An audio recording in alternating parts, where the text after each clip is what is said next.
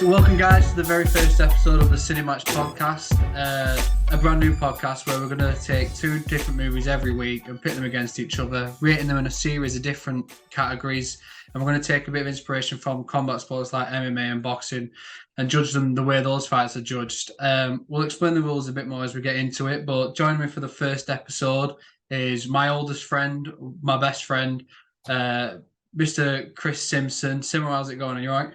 Yeah, not too bad. Thank you for having me, mate. Pleasure to be on the on the first episode. Looking forward to talking about some of my favorite films.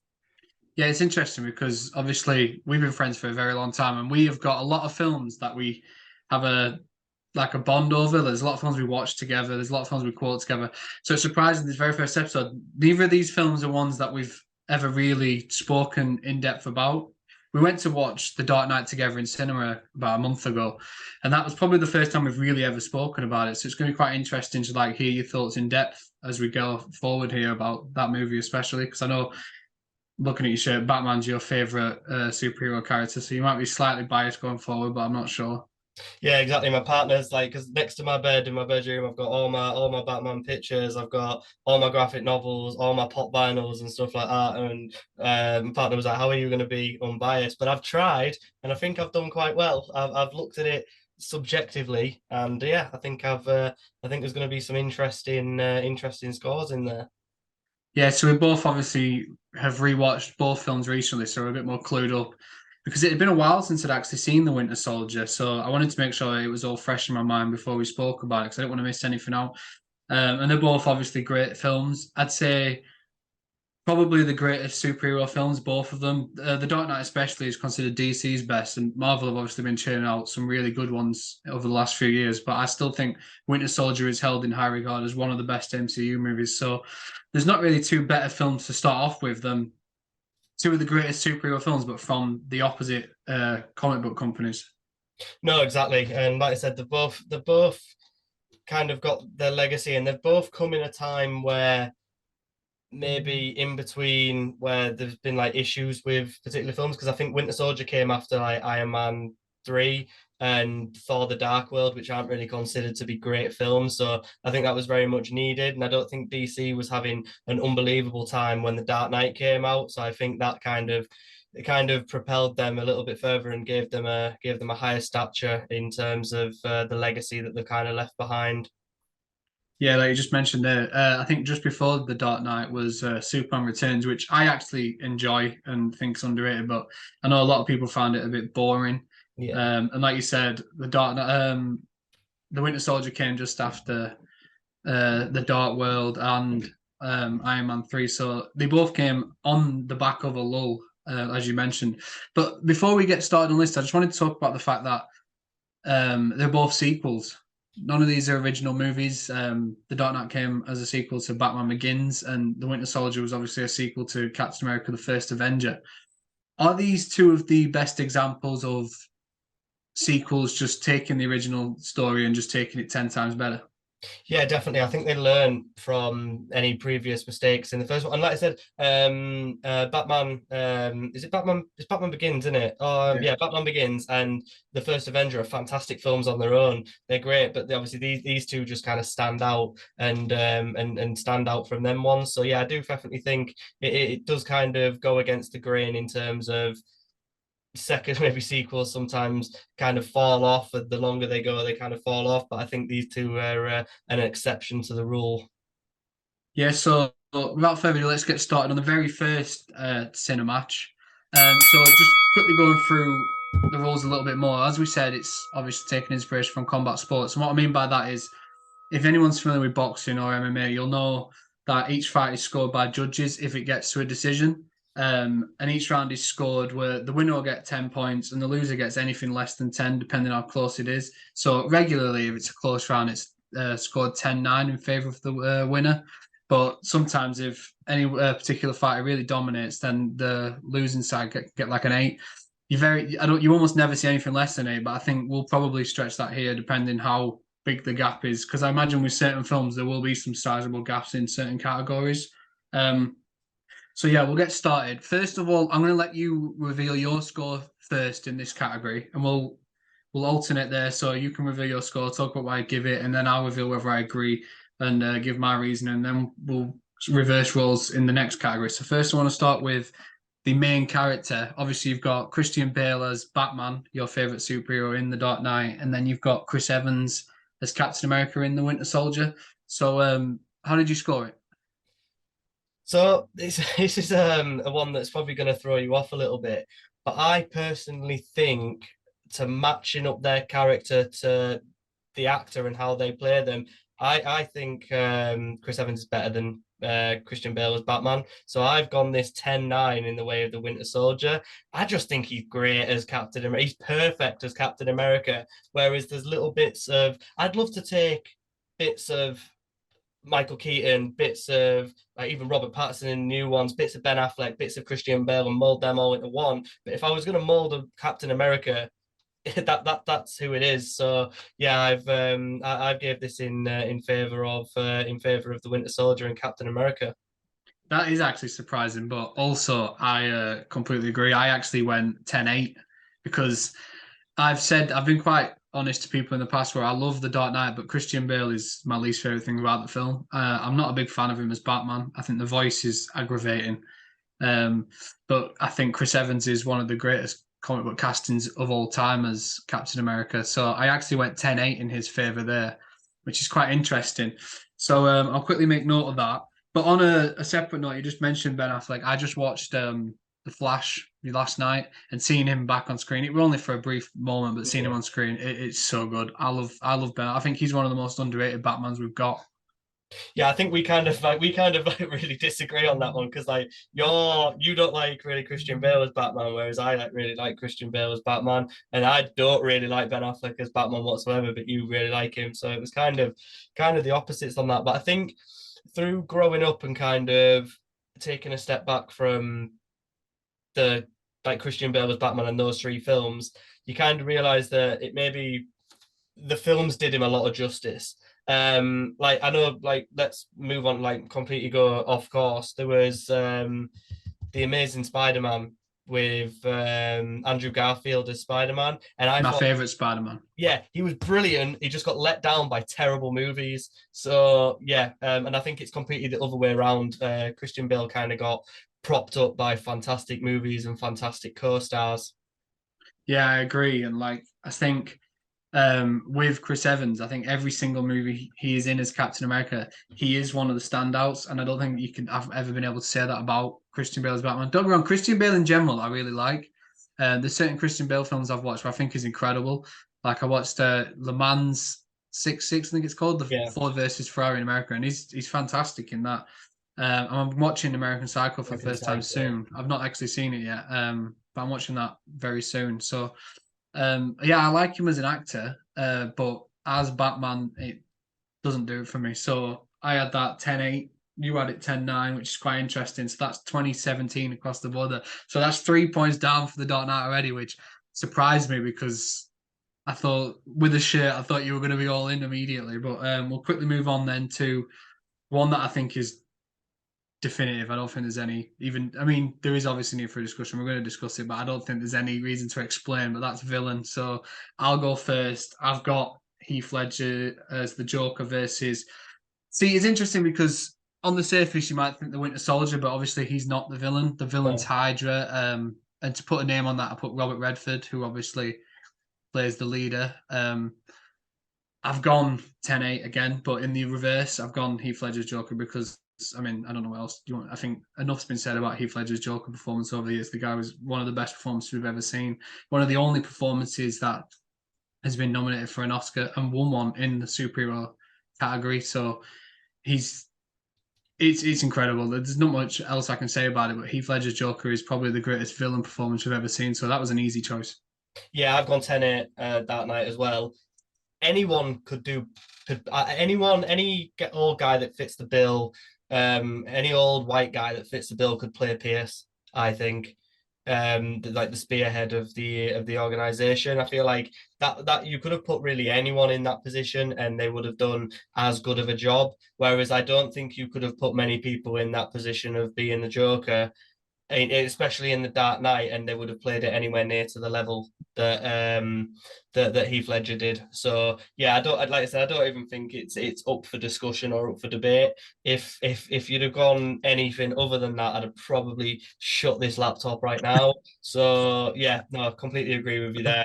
Not it's not even just one of the greatest performances in comic book movies that I've ever seen. It's one of the greatest just general performances in a film that I've seen. Like it was unbelievable, and it's still now to this day when I watch it. I notice little different things that he does each time, and it just blows my mind. So yeah, that was the easiest choice of the categories. Yeah, we mentioned it when we watched it together in the cinema. Like it it blows you away just how great he is, and he takes the character to another level. Um, is there anyone really, like any actor you can think of in the past where we've seen them in stuff before? Like we've watched Heath Ledger in things like Brokeback Mountain and 10 Things I Hate About You, and they just all of a sudden take it to a completely another level. Because I can't think of anyone. It's like, to relate to MMA, it's like Charles Oliveira just coming out of nowhere. Because we'd seen him for years, we knew what he was about, and he'd been obviously in the UFC for quite a while. But then out of nowhere, he just puts on this tear and he starts going through everyone on his way to the title. It feels like with Heath Ledger, he'd been in some good stuff, and he was well recognized as an actor. But when he got cast as a Joker, people will question it, and then he went and just put in one of the all-time greatest performances. It's quite strange. Yeah, definitely. I was going to kind of compare it to Alex Caceres in the UFC. He was the 11-11 fighter, and he's gone on to win six of his last seven, and hit his prime. And that's what I think Heath Ledger did. I think he hit his prime, but he's also a method actor, so I think he really gave himself to that role. It was, like I said, it's mind blowing, and it's something that you want to say casuals. It's something that they held in such high regard as well is his performance as the Joker. Like Joaquin Phoenix is great, but he was great in his own way. Whereas Heath Ledger kind of, when people look back now and think of the Joker, that's who they think of, and I think that's really important that he kind of personified a whole era of a character that's been done so many times over the years, and he kind of grasped hold of that, and he is the figurehead and the standard which all future Jokers are going to be compared to. Yeah, it's quite interesting, like you mentioned the history of the Joker. It's quite difficult to take a character that's been done so many times and reinvent it like 80 years later and somehow still make it the definitive version. Like every Joker from here on out will be compared to Heath Ledger. He set a benchmark, and like people did it with Joaquin Phoenix when when Joker first came out and said, "Oh, it's better than Heath Ledger's." People have compared unfavorably, I admit, Jared Leto to Heath Ledger. I think any Joker going forward will be compared to Heath Ledger, and that's a testament to just how great he was. And that's not to say Robert Redford is an actor. I want to say that now quickly. I love him in everything I've seen so far, like Butch Cassidy and the Sundance Kid, All the President's Men, The Sting. I love him in all of those. I think he's an incredible actor, but he's unfortunate that he went up against an all-time great here. There's no question about it. So yeah, we both agreed on that. That's a 2016 round, which Yeah, is we brutal. switched it back over. So it's going fairly even so far. We've agreed. I'm waiting to see if there's any we really disagree on because I think that'll be quite interesting. I imagine there will be some somewhere, but we'll see. Next up, we've got the supporting cast. This one actually was really hard for me, but I'll let you take it away and see what you're saying. Yeah, I think we're going to disagree on this because I've gone The Dark Knight because it contains one of my favorite all-time films, contains one of my favorite actors of all time, Gary Oldman. I love Gary Oldman, and I'll never ever even think about going against him in a category because he came coming the supporting cast. Gary Oldman is my number one. Obviously, Michael Caine, everyone like that, fantastic. I can't remember the actor who played Harvey Dent, but he was great. Obviously, there is a star-studded cast in The Winter Soldier. Like you've just got to think, like you just got to say Samuel Jackson, and it's just like yeah, amazing. But it's just personal preference for me as I love Gary Oldman, and he's obviously one of the secondary characters. Heath Ledger was fantastic, an unbelievable actor in his own right. Michael Caine, it was just such a great cast, and yeah, so I've gone 10-9 in favor, because I couldn't obviously give it any less than that because Winter Soldier's got a fantastic cast. So yeah, I've gone 10-9 in the favor of The Dark Knight. Yeah, it's quite a tough one. This is the category I think I had the most trouble with because the Winter Soldier's obviously got Scarlett Johansson Yeah. as Black Widow. It's got Sebastian Stan as the Winter Soldier. It's got Anthony Mackie making his debut as Falcon. It's got After an watching it, unbelievable cast. after watching it last night, I was like, why do I just all of a sudden I got such a new love for Anthony Mackie as Falcon, and I was just, I don't know why, but I'd never really paid too much attention to him in the films. And I'm just like, yeah, you're great. Yeah, Yeah, so I love I him. I agree love with him. that with Mackie. One thing I'll say quickly before I reveal my score is I think that scene where the Winter Soldier makes his debut when Nick Fury's chased by the separate police cars and he evades them, he's taking everyone out, and that whole scene from that where he's on the run and all of a sudden he's through his lens, the front window, you just see an outline and the Winter Soldier's there. It could be one of the most fucking badass introductions I've ever seen in my entire life. Like I love that so much. Like that is the best way to have introduced that character. Like it was so cool. Yeah, great. And like I said, he was fantastic in it, and I like the character development through to the end. Like they really told a story from someone who kind of comes into the film halfway through it as well. You kind of got that full character progression that you'd get normally in a full movie about that particular person being the main villain. So no, I think yeah, they did a fantastic job in the Winter Soldier, but I just I couldn't take off me rose tinted spectacles. No, it's funny actually because after saying all that, I am agreeing with you, and I did go 10-9 for the Dark Knight because while the Winter Soldier had an incredible cast and I thought they all did a brilliant job, the Dark Knight has one of my underrated favorite villain performances in Harvey Dent. I think Aaron Eckhart's Harvey Dent was incredible. Like that's one of my favorite things about the film is watching him go from, as they say, the White Knight into Two-Face. Like I think that's such an unbelievable story arc, and I thought it was great. But Maggie Gyllenhaal was good. Obviously, one of my biggest crushes of all time is Katie Holmes. So replacing her from the first one with Maggie, I wasn't too happy about, but she does a really good job. I think Michael Caine is always fantastic as Alfred. He's one of the standouts in that entire trilogy for me, I think. Morgan Freeman does a decent job as Lucius Fox, obviously. And like you said, if we're including the villains in the supporting cast as well, Heath Ledger just one of the greatest performances ever. So that on its own would be enough to sway it. But I do like the Winter Soldier's cast. I think they're all wonderful. Like I said, Samuel L. Jackson as Nick Fury is also one of my favorite ever comic book movie castings because he embodies that role so well. And I'm really excited to see him in Secret Invasion, which obviously releases in a couple of weeks. One thing I will say about the cast though is Scarlett Johansson's Black Widow and Chris Evans as Captain America have some of the most unbelievable chemistry in a comic book movie I've seen in so long in that film. And it blows my mind that after watching them in that movie, the very next time we see them in Age of Ultron, Scarlett Johansson is in love with the Hulk. Like, how do you go from that chemistry and somehow you don't pair them up? It doesn't make any sense. Like, obviously with Cap, he eventually went back to Peggy, which was nice, and Scarlett ended up on a like dying alone. But I don't understand the whole decision to go with the Hulk because I feel like that was such a no-brainer. After seeing the chemistry into it and that's one of the highlights of the film, I think. Just watching them bounce off each other, the whole like casual flirting and just working together. Like they were incredible together. So I'm not really sure what the decision-making process went behind that because it was wrong. No, they would have beautiful babies. Oh, unbelievable looking babies. They would have model child. Yeah, that's peak children. That there's no question about it. Literally, that's like let's design these children in a lab, and then there you go. It's Chris Evans and Scarlett Johansson as the parents. So yeah, no, but glad that we agreed on that one because I was ready to start throwing hands. Yeah, that was one that I actually thought was a lot harder than I expected, especially after rewatching Winter Soldier last night. Like the entire cast stand out as doing really good jobs, but like you said, The Dark Knight, it's an all-time great cast. Like I said, I was talking about that. I didn't even mention Gary Oldman. I'll let you talk about him enough, but he's incredible, and his Jim Gordon is probably the best Jim Gordon we've had as well. So yeah, that was a no-brainer. I also think this one's a no-brainer, but we'll see how you go with it. The best opening. So the first 10 minutes or so, the first scene, action sequences, I'll go first this time.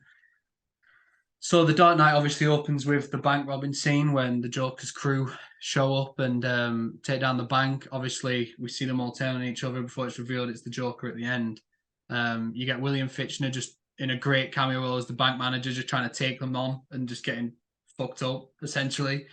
And then on the flip side, you've got the Winter Soldier, which actually, surprisingly, before heading rewatching it, I thought of the opening as the boat, which I guess we're going to consider it as the boat, but it's actually obviously the scene where he meets Sam Wilson for the first time and where the phrase "on your left" was coined, which obviously has a significant role down the line in the franchise. But for argument's sake, we're going to include the boat scene in this because I feel like it goes straight into each other quite nicely. But I still think it's a no-brainer, and the Dark Knight with a 10-9 is the better opening. I don't think there's anything as iconic as that scene.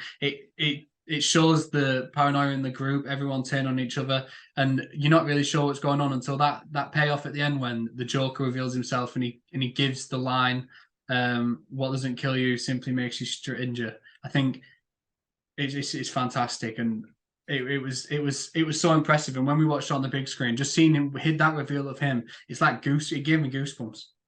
10-8, baby, 10-8. I've said it. That was like the first thing I think. I remember I just watched like the first like 5 minutes, and like obviously with GSP on the boat and stuff like that was pretty cool. But I don't know what it is about. It's a perfect introduction to a character, and it's one of my favorite parts of any films where the guy who's loading the money onto the bus goes to holds the gun to the Joker and he goes, "I bet the Joker told you to kill me once we got the money on the bus." And he was like, "No, I killed the bus driver." And he's like, "The bus driver?" And he goes, boom, straight through. And yeah, I think it's just a perfect introduction to a character. It's what is it? It's when the bank manager comes out with the shotgun and shoots, and it's like his little like legs when he runs and jumps behind the counter. I just think it's perfect, and it sets up the film amazingly. So yeah, I've gone 10-8 for the opening. I think it might be a bit harsh on the Winter Soldier because that boat scene is pretty cool, but it's just one thing that it'll stick in my mind forever is that opening scene of Dark Knight. Yeah, it's a fair score. I obviously think it's a little closer than you did, because I do think the Winter Soldier opening, like you said, is incredible, and I love seeing GSP. Like you said, George St. Pierre, one of the, if not the greatest UFC fighter of all time, just getting to kick ass on the boat and just seeing him go briefly one-on-one with Steve Rogers is so much fun. You've obviously got that. We get introduced to Brock Rumlow, Frank Grillo's character on the helicopter beforehand, and seeing Steve have that little flirtatious behavior with Scarlet Widow again. Scarlet Widow, Black Widow, just completely combining two characters there. Yeah, when he jumps off and they ask if he's got the parachute, it's really fun. And that whole scene's really good. Like I said, the action set pieces in that is really fun to watch, but there is nothing that quite compares to the Joker's introduction into the Dark Knight and that whole opening. And like you said, the bus driver having killed him off, and then the bus crashes through. It's so much fun.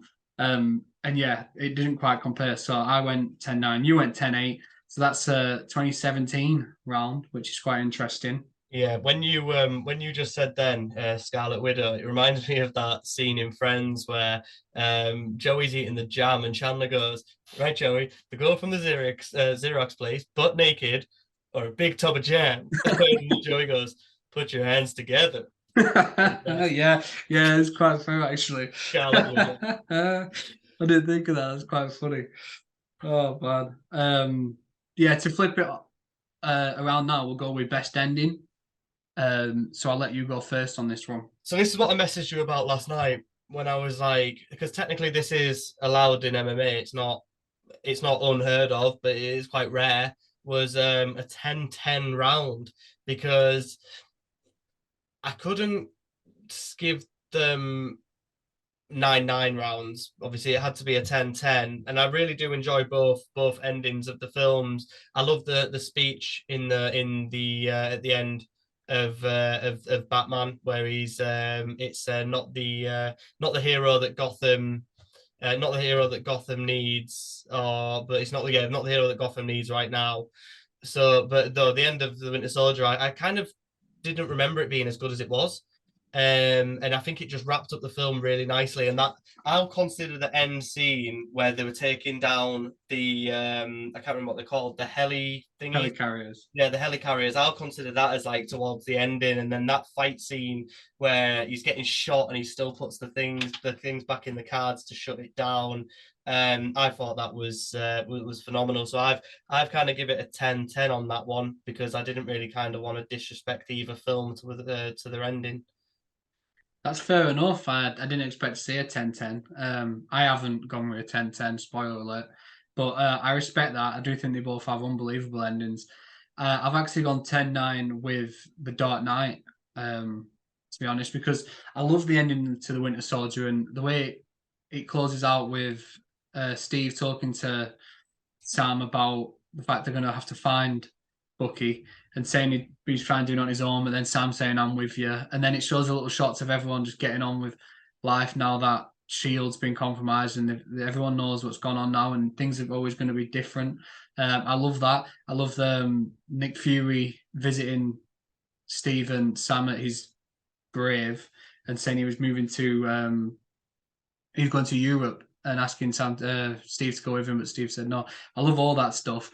But I think the ending to The Dark Knight, where he takes the blame for Harvey Dent's actions, the police chasing him away, Jim Gordon talking to his child, explaining what was going on, and like you said, the famous line at the end, and just the ultimate sacrifice. I think it was incredible, and I think it's quite a mature decision to have such a dramatic ending and one that no one really saw coming. Batman taking the fall for Two-Face to preserve Harvey Dent's image to the people of Gotham. I thought it was such a smart idea and I really, really enjoyed it. And I think it set up the next one quite well.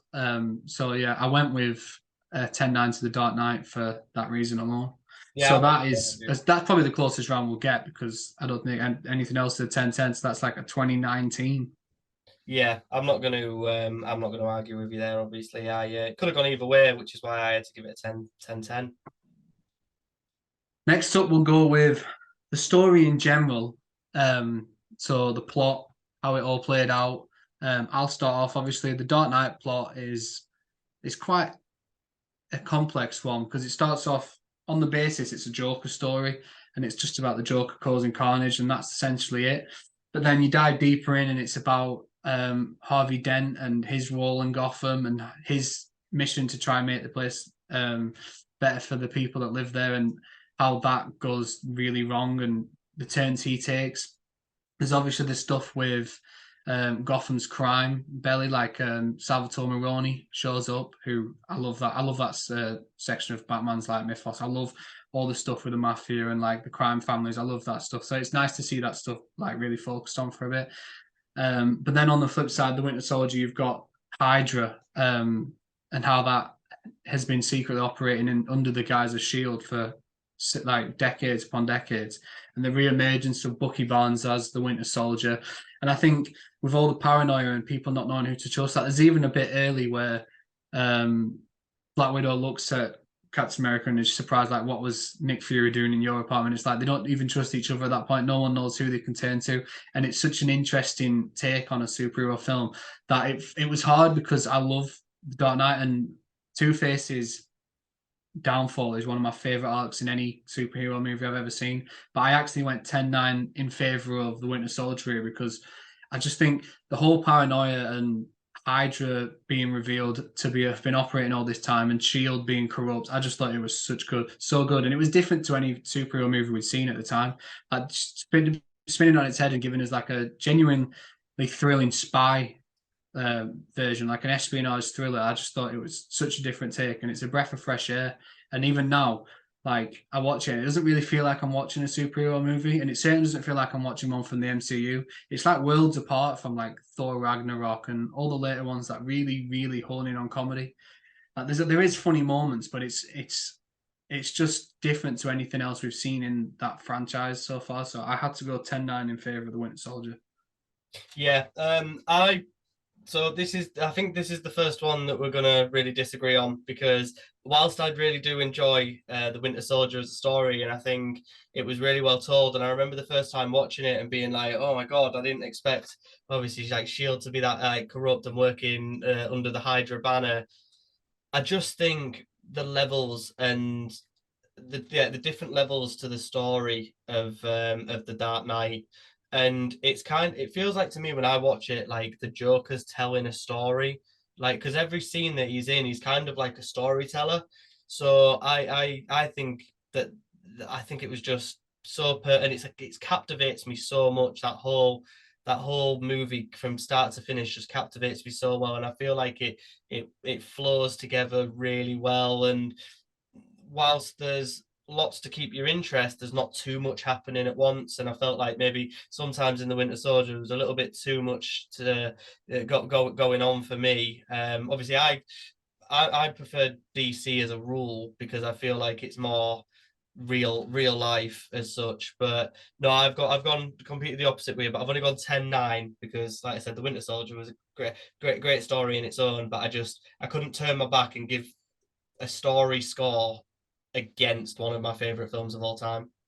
That's fair enough. I think that's the first one we've actually gone bang on in the middle, so it's a tie that round, which is fair enough because I think they're both like just two unbelievable stories and like nothing we'd seen before. Like they were both just fantastic, and there's a reason they hold up as two of the greatest, if not the two best superhero movies of all time. And the story is a large part of that, I think. So yeah, I think 1919 is probably a very fair round.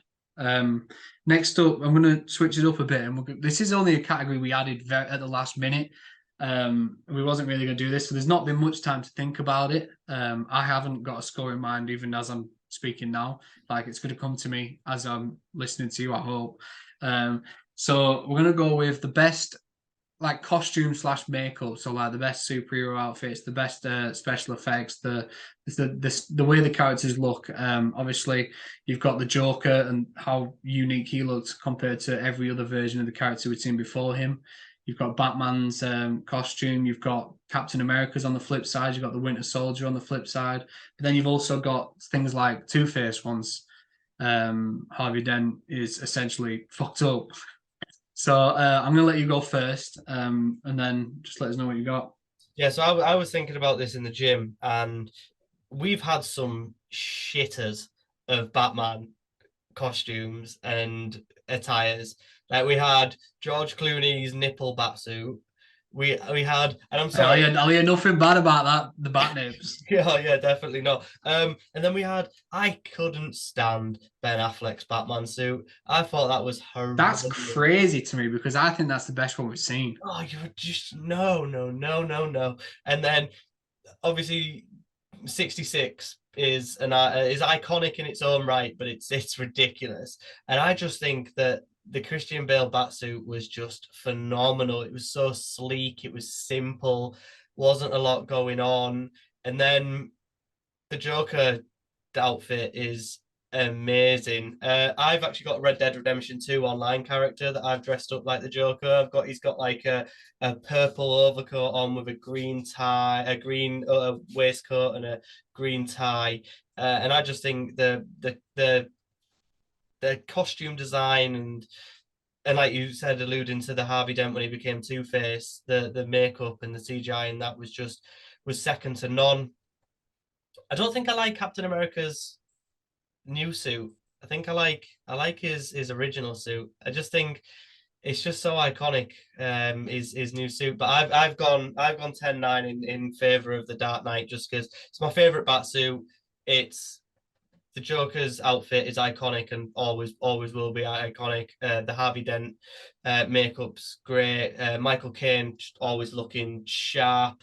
Yeah, I kind of didn't really have to even think about that one. I thought it was kind of obvious for me. So you just said there that your character on Red Dead Redemption is dressed in a similar fashion to the Joker. Does that mean you just go around fucking terrorizing innocent civilians as well? Mate, you've seen me play. Well, you've heard about me play Hogwarts Legacy. You know what Yeah. I'm like. Yeah, I could only imagine the crimes you've committed on that game. Mate, I'm a villain, and Me and Louise have conversations sometimes about what I'd do if I had superpowers, and she was like, "You couldn't cope." She was like, "You would be a supervillain," and I'm like, "I don't think I'd be a supervillain. I think I'd be like Deadpool. I think I'd be like an anti-hero. Like I'm just like I'm sound if you're sound with me, but if you're not sound with me, then we're gonna have an issue." So yeah, I am a disgrace on any game. Yeah, you are. I've seen you. I'll never forget the time when we were on the WWE game. Yeah, And Brodus my mum Clay. walked in on you throwing the most foul-mouthed shit I've ever seen in my entire life. And what were we, like 15, 16? Yeah, Brodus Clay can get it any time. Are you still wrestling now as Tyrus in the NWA? So you want to be careful. He's the world champ. You might want to head over. I'll do him now. um, so I've actually gone the opposite way again, which is quite interesting because when I first said this, I felt like it was a home run for the Dark Knight because I think the Joker's look is it's the best we've ever seen. I think making him more gritty and realistic, it works so well. And having because the way it's done, it could look really goofy. Like we saw Jared Leto as Yeah. the Joker, and that looked that shit was terrible. But Heath Ledger's was different than anything we'd ever seen before. Like just having the hair, it wasn't even like the bright green; it was like a murky green. Like you could tell it had been dyed, and the pale skin, the scars around his mouth, like it was unbelievable. But Christian Bale's batsuit is one of the ugliest things I've ever seen in my entire life. No, it's not. It's I mean that thing sucks. just not. So I can't go with you on that one. I think that batsuit was dreadful. Like that's not for me at all. It's only it might only be a rung above bat nips. I ain't being funny. Yeah, but I'll never respect the opinion of someone who enjoys fucking Ben Affleck when he couldn't even fit in the helmet. So Hey, just wait to watch the Flash and you see what my man's all about. He does bits. But yeah, I'm going with the Winter Soldier because you said there that you weren't a big fan of Cap's new suit and you preferred the old one, but we got to see the old one as yeah. well. He used both. Obviously, he stole it from the museum, which is when we got the nice little Stan Lee cameo, which I always appreciated. And then I think the Winter Soldier's look is just straight up badass. Yeah. Like, I think everything about the Winter Soldier, it just looks incredible. And then obviously the reveal of Sam Wilson and the Falcon wings towards the end. I think just that reveal alone, it gave me goosebumps. And just seeing him, obviously now looking back, it's funny to watch, having seen the different outfits that Falcons had in the years, and now we're going to see him as Captain America. But just seeing that first iteration with the wings, and then when Bucky cuts one of them off, like I thought the outfits they did were incredible. And even like towards the end when Brock Rumlow is fighting Sam, and then the ship collides with the building they're in, and then you see him getting taken out on a stretcher at the end, and I think it looks so good. Like the injuries he sustained, and obviously we see him come back in Civil War as Crossbones later on. But I thought that all the special effects there look really good, and it's not often you can say that about Marvel movies, especially now. I mean, superhero movies in general. Like I said, I watched The Flash last night, and some of the special effects were the ugliest thing I've ever seen. Like it doesn't look good. So I think doing that for Winter Soldier, and I think it looked really good. So I have to give it to them because, like I said, Christian Bale's batsuit sucked ass. So we'll just that's all I'm gonna say. We'll just Yeah, I think we're gonna have to. I don't think we'll ever agree on that. No. Next we go with Legacy. So how it's held up in the years since. I think I'm first up this time, which is quite interesting. But I'm gonna say I'm just gonna get straight to it. I think this is a 10-8 to The Dark Knight because I think what worked in its favor is The Dark Knight Rises wasn't particularly great. Yeah. I think it disappointed a lot of people. Obviously, Heath Ledger's life was tragically cut short, and this is the only time we ever saw him. So The Dark Knight Returns was very different to what was originally intended, but I don't think that film was... The drop-off was incredible. Like, it's absurd to see a movie with the quality of The Dark Knight and it just dipped the way it did to The Dark Knight Rises. Whereas I think even now, every time a DC movie comes out, there's always one fucking idiot reviewer that's like, this is the best DC movie since The Dark Knight. And people say the same thing every time. And it's been 15 years. If you're still comparing every decent DC movie to The Dark Knight, it tells you how that film is still regarded now. Whereas I think The Winter Soldier, in my opinion, is still the best MCU movie, but a lot of people don't view it that way. And I think that's a victim of the quality that came after it. So its direct sequel, Civil War, was fucking awesome. And a lot of people agree that movie was awesome. You've got stuff like Infinity War. You've got the entire Infinity Saga, like Infinity War to Endgame. It's like some of the most fun I've ever had in the cinema. Stuff like Thor Ragnarok came after it, things like that. Black Panther came after it. Like these are films that a lot of people rate very highly, and you don't get to the point now where every time a Marvel movie comes out, people aren't saying, "Oh, this is the best one since Winter Soldier." Like it is regarded as one of the best, but it's not held in the same regard that The Dark Knight is on DC side 15 years later. Like if you said to someone now, "What's the best superhero movie?" People say The Dark Knight. If you said, "What's the best MCU movie?" some people wouldn't even say The Winter Soldier, which is a crime in my opinion. But I think for that reason alone, the legacy alone and that sort of point of view, I think The Dark Knight is a quite clear winner for me. So I've said 10-8. Yeah, I agree with the 10-8. How I kind of personified it was you can take the Winter Soldier as a diamond and drop it in a figurative imagination of what the MCU universe would be, which is a load of other diamonds, but not quite as well cut as a diamonds. You're going to look in there and you're still going to see, oh look, it's all just diamonds. It's all the same. Whereas with the Dark Knight, you've taken a diamond and dropped it into a box of cat turds, and you're going to notice the diamond. You're gonna notice when you stick your hand in and come out with nothing but shit under your fingernails. Yeah, exactly. So you're gonna know that diamond's in there, and it's gonna stand out. So that's kind of how I kind of worked that one out. And like I said, it just carries so much weight.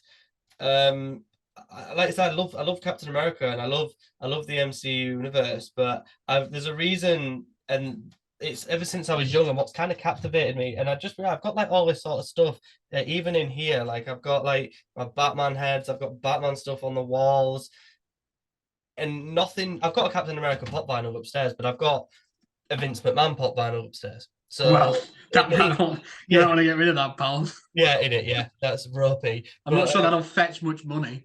no, exactly. But yeah, the legacy that film left behind, and obviously, I think the passing of Heath Ledger kind of did contribute to that because, and like you said when you said about films being compared to this film that was 15 years ago, if people are saying, "Oh, this certain film was as good, nearly just about as good as The Dark Knight," but then 5 years after that film that they're saying it about has come out, they're saying about a new film, "Oh, this film's nearly as good as The Dark Knight." Well, that previous film can't have been anywhere near as good as it because you bypassed that and you've not even spoke about it. You're going way back again, back to that film, The Dark Knight that we're talking about.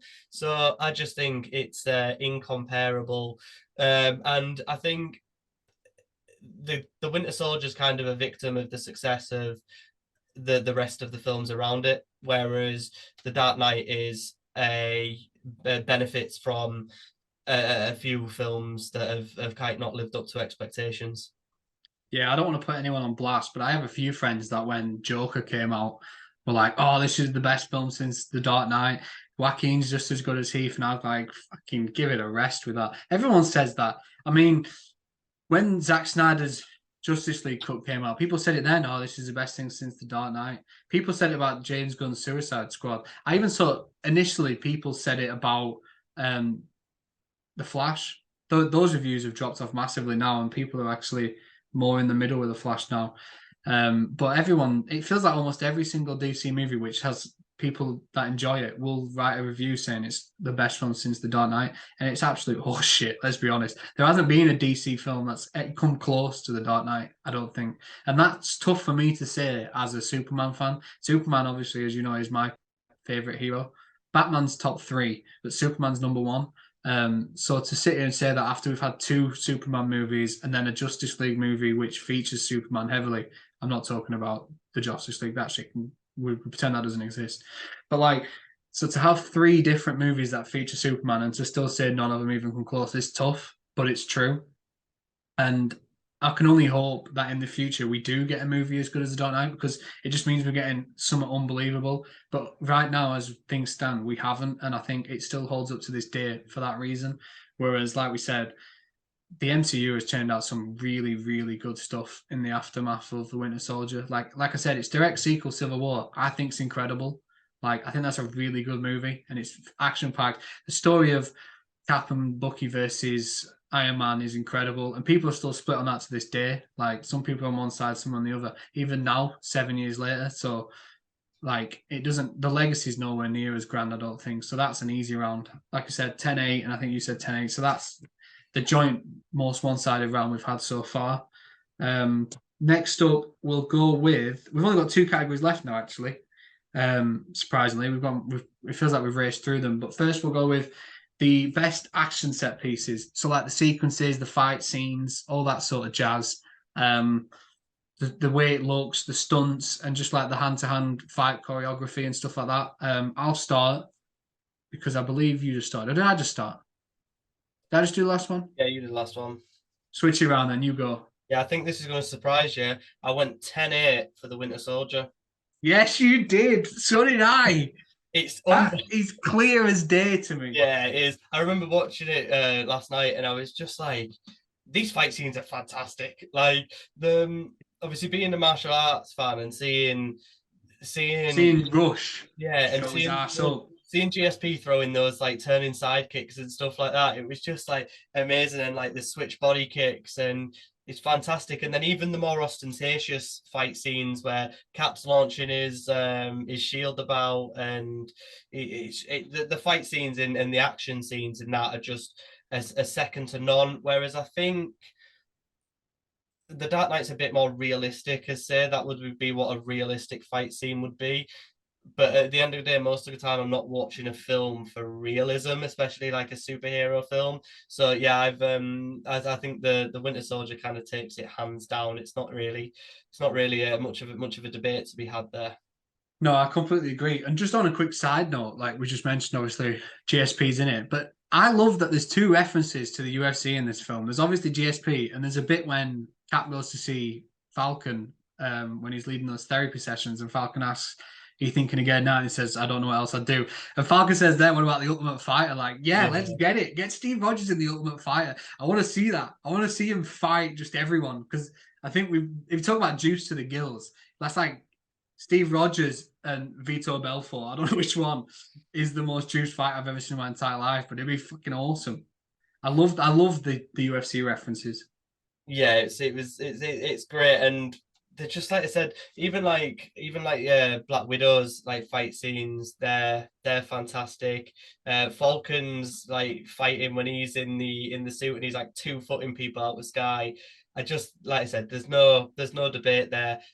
In its own respects, the Dark Knight's got some great action scenes, but I think the Dark Knight focuses more on the Joker being clever and not get, because the Joker knows that in a hand-to-hand confrontation with Batman, he's gonna get his fucking ass kicked 99 times out of 100. So he does everything in his power to avoid that physical confrontation. Whereas like in the Winter Soldier, it's like, well, let's just have it out then. Let's just have a scrap. So yeah, that's a clear as 10-8 round as I can ever imagine. Well, I don't know about that. We did just have Heath Ledger 10-8 in Hydra. So yeah, that's true. Recency biased. You're already flipping. But no, I agree. I think the Winter Soldier also benefits from having Scarlett Johansson in it, because I think regularly she has some of the best fight sequences in any MCU movie. Her stuff in Iron Man 2 is incredible. Her stuff in this is incredible. She just has some really good action scenes. And I think the introduction of the Winter Soldier and that scene when he first fights Steve and Steve realizes who it is, like, some of the shit they're doing there is so good. I just think you compare the two and it's not even close. Obviously, the Dark Knight as a whole has some really good action set pieces, like the one when the Joker's wanting Bruce to hit him, and he stood in the road trying to hit me, and he bottles it. I'd have straight up run that motherfucker over. Let me tell you right now. I'd have put him straight down. But like, There are some incredible like action set pieces in it, but I just think if you factor in the hand-to-hand stuff and things like that, it doesn't compare. I think everything involved in the Winter Soldier and his fighting style in every MCU project he's done, it's just electric, and it's some of my favorite stuff I've seen in the franchise. Also, it's not really a fight scene, but that first scene when he shoots Nick Fury through the window and then Cap chases him on the roof and he throws the shield and he turns and catches it. Fucking let's go. That is badass as hell. Like, I love that so much. Like, I just think it's head and shoulders above for me. I didn't think it would be until I rewatched it last night and I was like, no, this is pretty definitive. So yeah, I went 10-8, you went 10-8. So that is one of the most lopsided rounds we've done so far. And that rounds out to the final category. This is another tough one, I think. So this one is the best quotable lines, like the most historic quotes. So like both films have some really good quotes in it. The stuff you hear people still say now, a lot of the Dark Knight material, people, it became memes. Like, you think about some of the stuff the Joker said, like, let's put a smile on that face. Was there a song we used to listen to, like a remix, and that was like just before the drop? Yeah, what it was as well. There was a Why So Serious one that became a big thing for a while. Why so serious? Like everything the Joker said, essentially, people just ate up. Like I said earlier, you've got the one at the beginning in the bank scene, when he says, "What doesn't kill you simply makes you stranger." I think that's exact word for word, but don't quote me on it. No pun intended.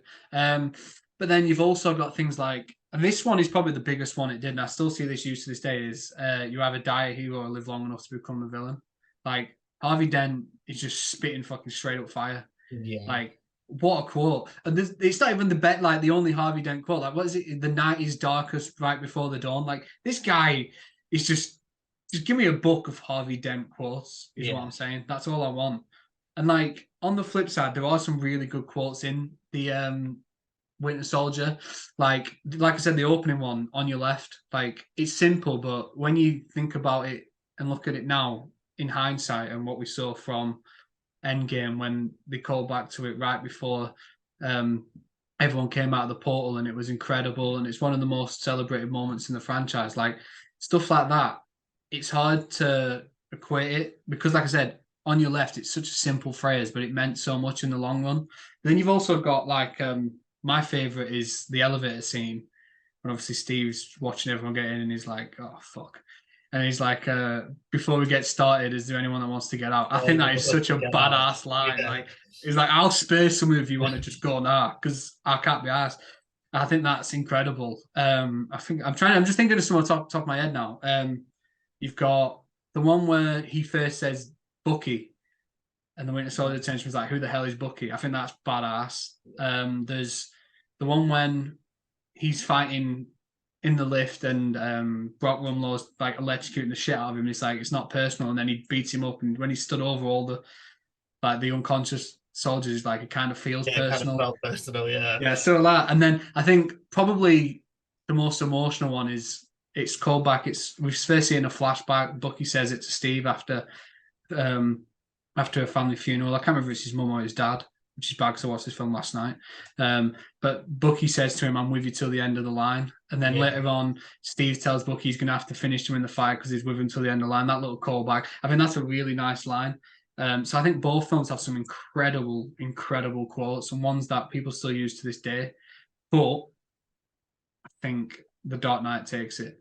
Just because of everything the Joker says, and like, Why So Serious is something that was on shirts, it was on phone cases, it was on everything. And like I said, the Harvey Dent one, "You ever die a hero, live long enough to see yourself become the villain," that is a quote that's transcended even the film. People use that in just random shit now.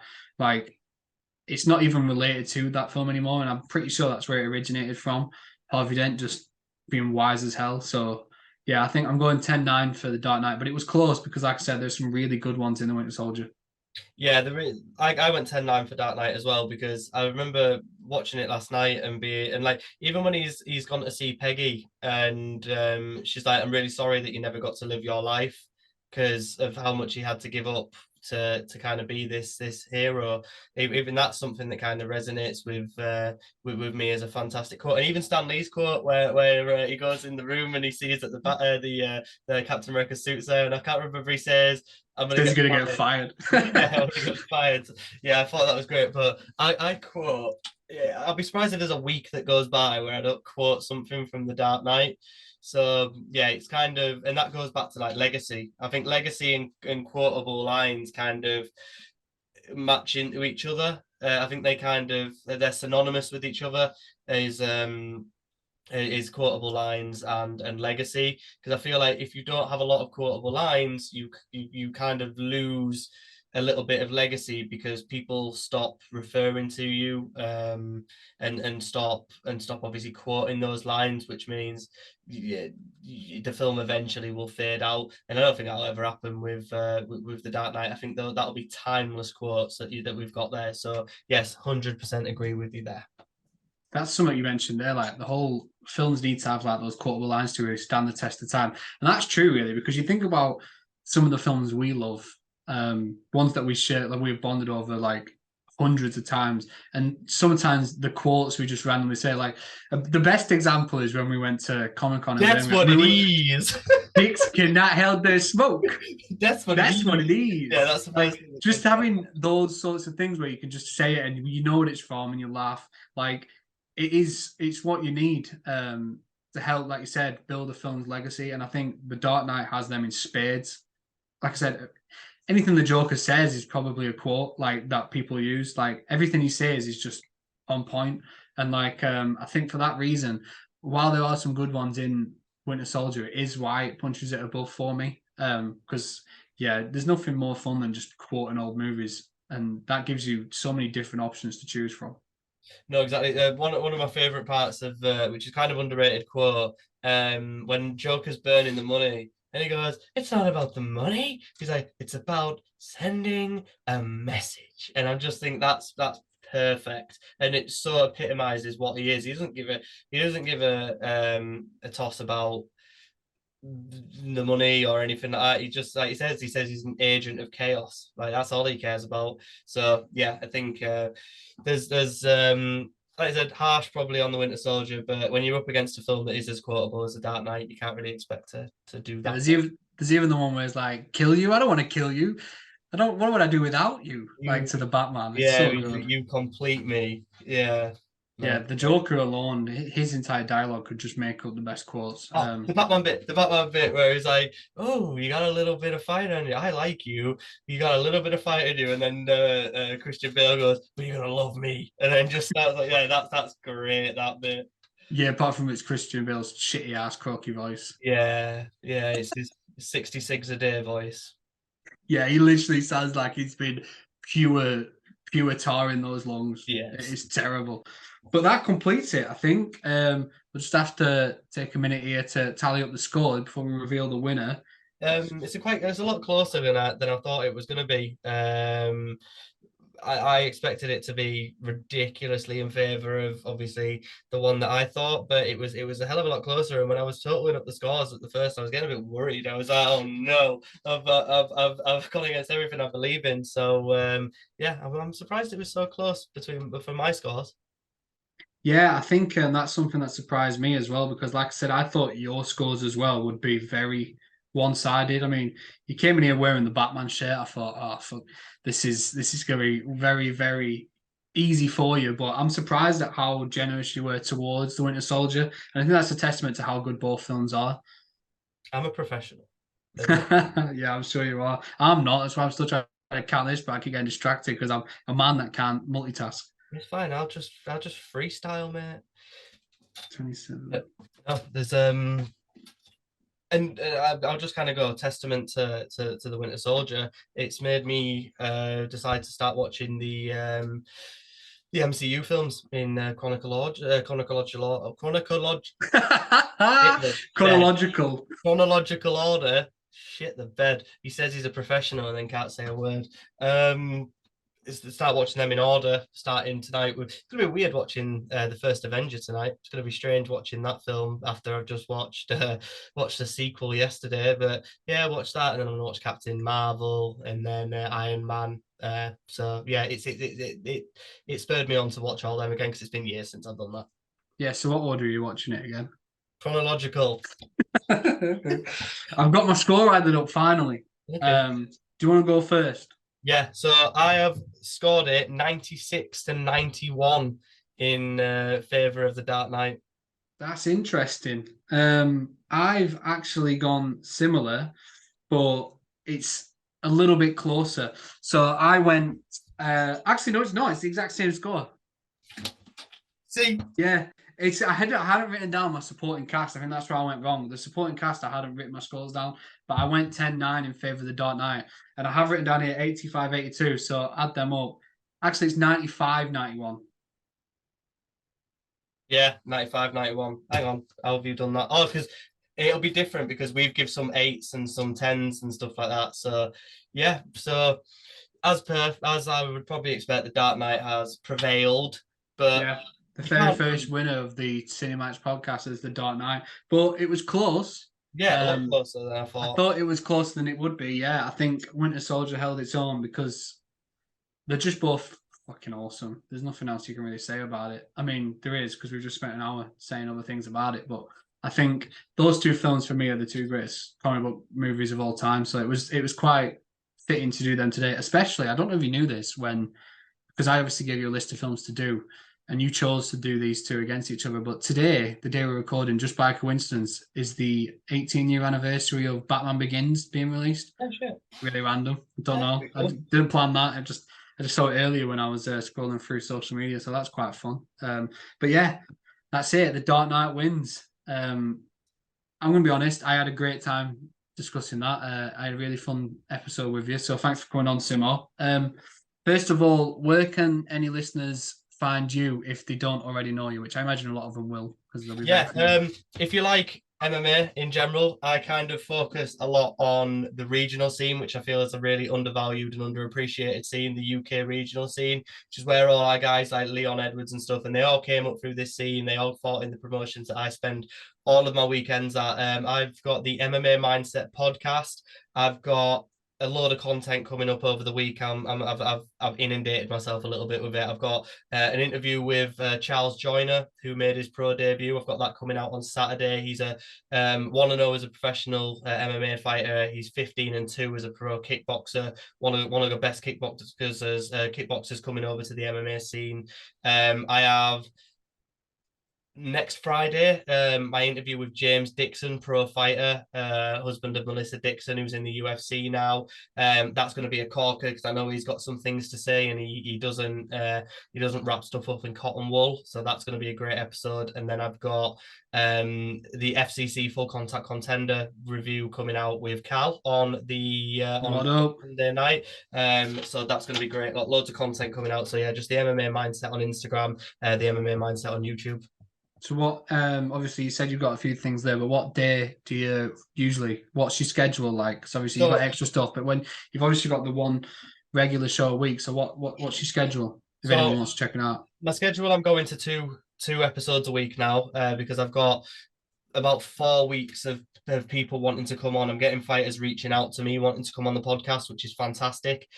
So every Wednesday, starting obviously Wednesday coming up, we're going to have the fighter origins, which will be a particular fighter where we go back and journey through their career back to where it all started. And then every Sunday evening, we're going to have the regional roundup. If I can feasibly get to a show or watch a show. Sometimes I do stuff on a Saturday where that won't be possible, but I'm going to try 2 episodes a week from now on. This week, obviously Saturday is going to be a bit of an additional one with Charles Joyner, but I just really wanted to get that one out. So yeah, Wednesdays and Sundays on the MMA Mindset we'll have new content. Awesome. Thank you very much for coming on, Simo. Like I said earlier, there's so many different films that me and you bond over. So hopefully we'll get you back on at some point to discuss some of the films we've spent the last 14 years of knowing each other, discussing and watching together over and over and over. Because there's so many. There's The Breakfast Club, you've got Back to the Future, Never Back Down, stuff like that. There's so many different movies that we really enjoy, and we have spent hours and hours of our lives discussing that. It makes sense to do it on the podcast as well. So hopefully we can get you back on. But thank you very much, mate. I appreciate that. And if anyone wants to see my beautiful face again, like you said, I'll be on his show very soon. But next up, I've got a guest on who is also a fellow Blackburn Rovers fan, which is all I'll say so far. But we're going to be discussing two of Edgar Wright's Cornetto trilogy. We're going to be doing Shaun of the Dead versus Hot Fuzz, which should be fun. I think I hold those two films in a very, very similar regard. So it'll be interesting to see how that lays out. But yeah, that'll be next week. So again, guys, I hope you've all enjoyed this first episode, and thank you for listening, and we'll see you soon. Peace out.